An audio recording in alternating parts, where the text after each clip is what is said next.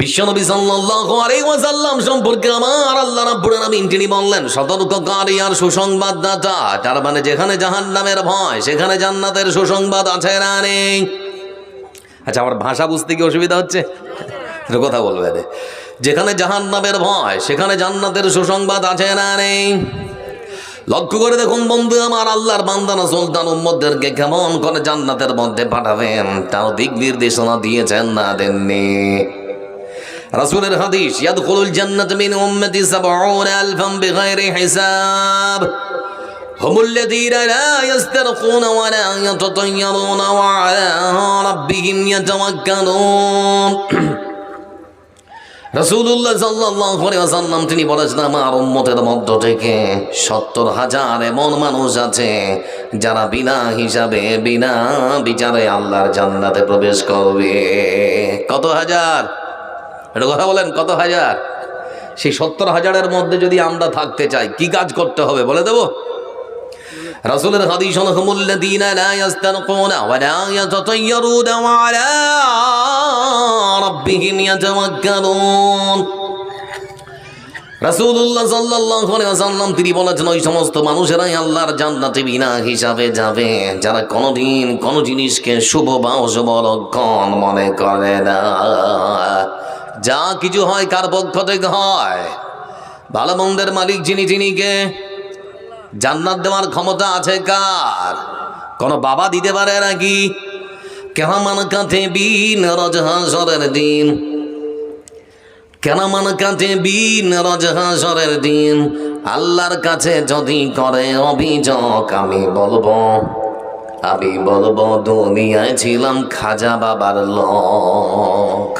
কার লোক? খাজা বাবার। আর খাজা বাবা হাসরের ময়দানে যদি বলে, ঢেট আমি কি তোকে আমার লোক হতে বলেছিলাম, তখন কি হবে? বুঝতে পারছেন না?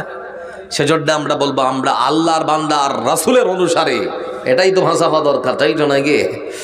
এজন্য বন্ধু আমার, বিশ্বনবী সাল্লাল্লাহু আলাইহি ওয়াসাল্লাম তিনি বললেন, হুমুল্লাযীনা লা ইস্তারকুনা, যারা কোনোদিন কোনো জিনিসকে শুভ বা অশুভ লক্ষণ মনে করে না। বাড়ির সবাই একই সঙ্গে ডাইনিং টেবিলে খেতে বসেছে, বাড়ির 10 বছরের বাচ্চাটাও খাওয়া দাওয়া শেষ করেছে। খাওয়া দাওয়া শেষ করার পর এরকম করছে, বাপরে মারে, এরকম করে না? মানে করে না? এরকম হয় না শরীর মোচড়ায়। মা তখন ডেকে বলে, পাগলা দিলি তো সব খাবারগুলো কুকুরের পেটে পাঠিয়ে। বলে না, বলে সব যত খেয়েছিল সব কুকুরের পেটে চলে গেল। আশ্চর্য বন্ধু আমার, শুধুমাত্র এখানে এই শেষ নয়, লক্ষ্য করে দেখুন, যারা কোনোদিন কোনো জিনিসকে শুভ বা অশুভ লক্ষণ মনে করে না, সকালবেলা মুসলমান যখন দোকান খোলে, বাকিতে যদি কোনো খদ্দের আপনার কাছে প্রথম কোনো জিনিস দিতে চায়, তখন সেও দিতে চায় না, কারোর মনের মধ্যে বিশ্বাস এখন যদি তাকে বাকিতে দিয়ে দেই সারাদিন আর কোনো খদ্দের আসবে না। এরকম বিশ্বাস আছে না? নেই? আছে মুসলমান। তারপরও লক্ষ্য করে দেখুন বন্ধু আমার রাসূলের জন্যই বলেছেন, যারা কোনোদিন কোনো জিনিসকে শুভ বা অশুভ লক্ষণ মনে করে না, যা কিছু হয় কার পক্ষ থেকে হয়? কথা বলেন জোরে। শাশুড়ি আর বৌমা রাত 12টার সময় উঠে সুন্দর করে ধান সিদ্ধ করেছে। এখন আপনাদের দিকে ধান টান সিদ্ধ করে না? করে।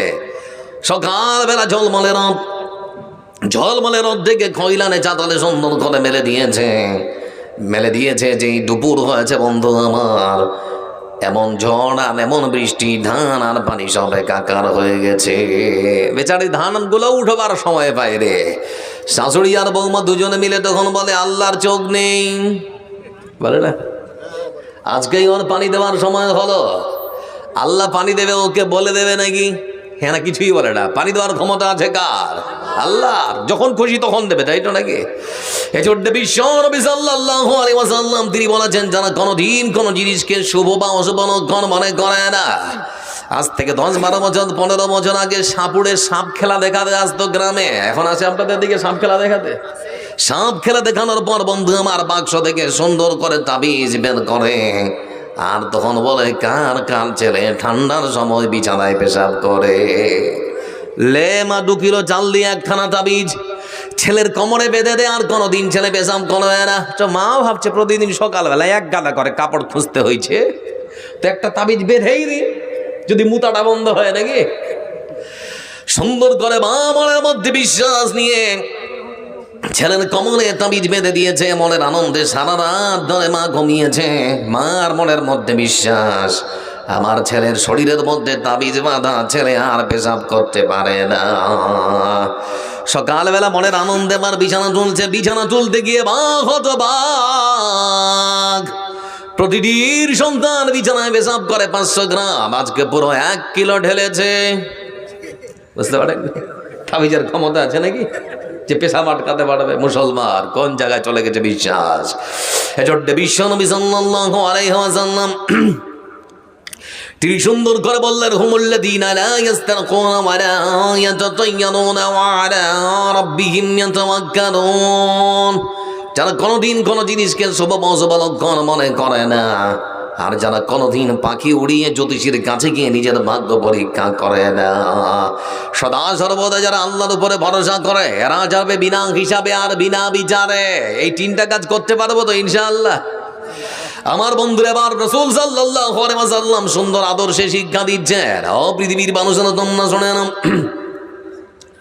পৃথিবীর বুকে তোমরা মানুষ হয়, মানুষের সঙ্গে কেমন ব্যবহার করবে। রাসূলুল্লাহ সাল্লাল্লাহু আলাইহি ওয়াসাল্লামের শিক্ষা, আল মুসলিম মান সালিমাল মুসলিমুন মিন লিসানিহি ওয়া ইয়াদিহি। মুসলমান তাকে বলা হয় যার হাত আর মুখ থেকে তার প্রতিবেশী কখনো কষ্ট পায় না, নিরাপদ। আচ্ছা, আপনারা বিরক্ত হচ্ছেন নাকি? একটা দুটো করে কেন উঠছেন? বা খারাপ লাগছে খুবই? আমার এটা দুর্বলতা। কেউ যদি মনে করেন যাবো তো আমি 1 মিনিট দাঁড়াচ্ছি, যে কয়েকজন থাকবেন সে কয়েকজনকে শোনাবো।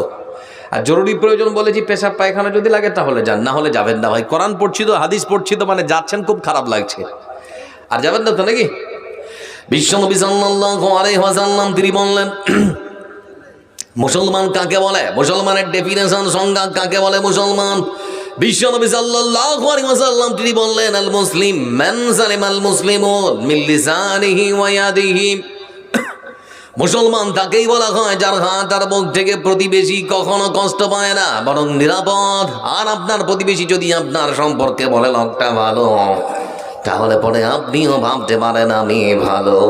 আপনাকে যদি প্রতিবেশী সার্টিফিকেট দিয়েছে আপনি ভালো, তাহলে আপনি সত্যি ভালো। আর প্রতিবেশী যদি বলে আপনি খারাপ, তাহলে আপনি আর কখনো ভালো হতে পারবেন না। এজন্য বিশ্বনবী সাল্লাল্লাহু আলাইহি ওয়াসাল্লামের আরেকখানা হাদিস, মাইয়াদমান লি মা বাইনা লিহিয়াইহি ওয়া মা বাইনা রিজলাইহি আদমান লাহুল জান্নাহ।